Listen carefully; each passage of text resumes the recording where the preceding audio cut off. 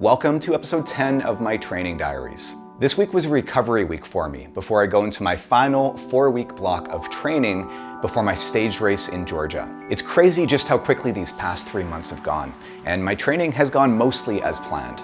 I've been hard at work on my final preparations around things like gear and nutrition for the race, although I still got a bit of work to do here and a few more decisions to make, and that includes which shoes I'll be running in. In fact, this week I finally had a chance to test out a brand new pair of shoes from Salomon, the Pulsar Trail Pro with Salomon's new Energy Blade technology. We celebrated the launch of a special edition of that shoe and the new Phantasm Road shoe in partnership with Cieli at an event here in Vancouver this week. So I'll be telling you about all of that today, along with a new energy drink that I've been testing out from NAC. But first, I've got some other exciting news about a new project that Audrey and I have in the works here. We've partnered with a company called TrovaTrip to plan a trek for later this year, and we want you to join us. TrovaTrip offers over 125 itineraries in 44 countries, including every continent except Antarctica, from hiking Kilimanjaro to trekking in Nepal. In fact, those are both things that I did years ago that I would love a chance to do again, along with a trek in Patagonia. So while we do have a few specific destinations in mind that I mentioned, we'd love it if you could take a short survey to let us know what kinds of destinations you would potentially be interested in visiting with us. And if enough people show an interest, then we'll be able to take this to the next step and to start to plan a trip and to give you more details. So I've included a link to that survey in the description below. Now let's talk about this past week of training. So Monday was a rest day, as always, and one that I definitely needed after having run that relay, the Conquer the Vetter, on Sunday, the day before, which I told you about last week. Tuesday, I ran 75 minutes easy on the trails with my usual Tuesday night crew. Wednesday, I did an easy run of just over 50 minutes with some strides. So this was a 15-minute warm-up, followed by 4 sets of 90 seconds at close to all-out pace with a 3-minute recovery, followed by a cool down. Thursday, I then headed downtown to one of my favorite specialty run stores for the launch of the Salomon and Cieli collab.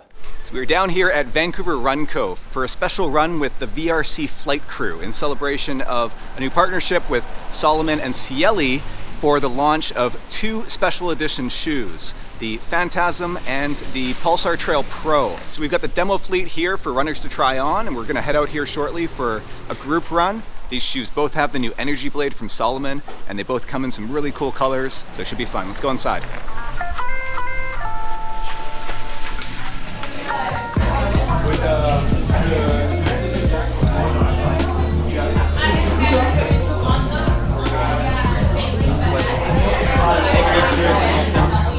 We're big fans of prints. So on the trail side, the zebra, most people don't know this about zebras, but they are very strong endurance runners.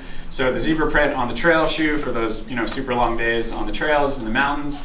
The mismatched toes are just a reminder that the terrain ahead of you isn't always even. And then obviously the cheetah is the world's fastest animal, so we use the cheetah print on the road shoe just to represent all-out speed. What we've been hearing in the marketplace the last couple of years is one of those carbon plated shoes coming to trail, and we're like, okay, can't just take a carbon plate and put it in a trail shoe. So it'll give you great energy return, but you're not going to have a good time out there because you can roll over quite quickly and easily. So we had to figure that out.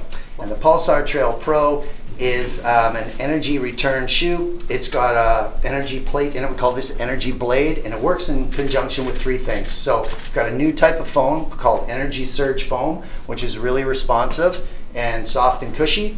And then we have the energy plate. So the plate kind of looks like this, sort of like your 3 fingers. It runs out like that. That gives you that side-to-side agility / stability in the trails. Trying out a couple different routes tonight.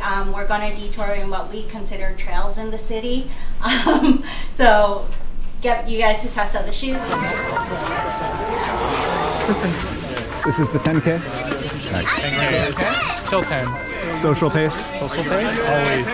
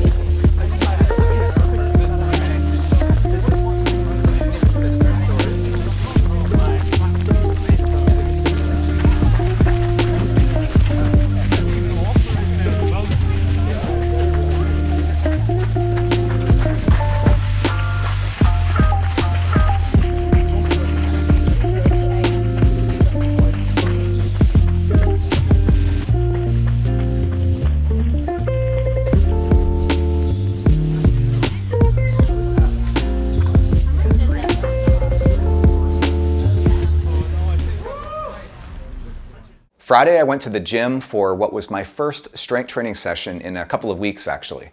So we kept it a little bit easier, dropping the weight, but increasing the reps, and then adding in some additional mobility work. And at this point in my season, I'll be keeping my strength training to just once per week in lead up to my race. Saturday, I had just a 90-minute long run on the schedule, followed by some cross training on Sunday.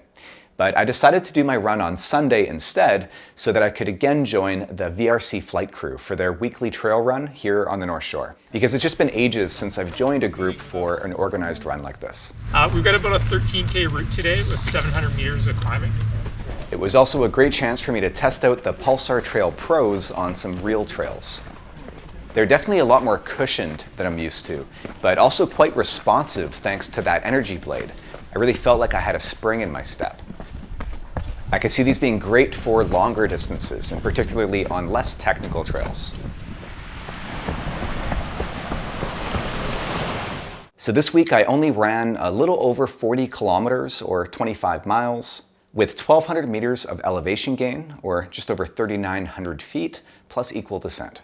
So this new drink mix from NAC that I mentioned at the top is something that was just launched a couple of weeks ago, and I'm pretty excited to try it out because it's said to be the first drink mix to provide complete protein and BCAAs, amino acids, at an optimal level for ultra endurance activities. Now this won't be as much of a concern for me at my upcoming race, where I'll be done running after about 4 hours on most days, at which point I can have a protein shake. But for longer events, say 100 miles or more, it becomes important to take in other macronutrients during exercise instead of just carbohydrates. So this aims to solve for that in a single, easy to digest liquid product. I found it's a little less sweet than many other products as well, which is important if you're going to be consuming it for hours on end. So this is definitely something that I'll be testing out in the future as I shift back to longer distances after my race here in Georgia. But if you want to try it in the meantime, you can use that same code that I gave you for NAC a few weeks ago for 15% off your order. And be sure to let me know how it works for you.